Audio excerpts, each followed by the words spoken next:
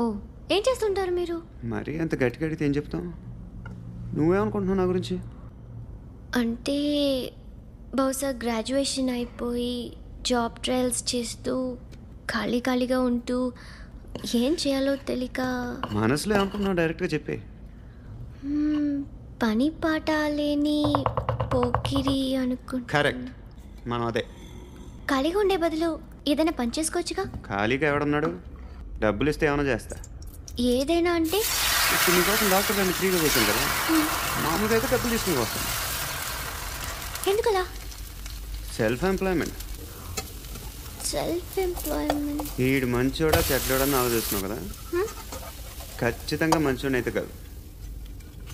ఎలా? ఏమైంది? చచ్చిపోతే హ్యాపీగా, ఏ ప్రాబ్లమ్స్ ఉండవు. ఇంటి అద్దె కట్టక్కర్లేదు, సెల్ ఫోన్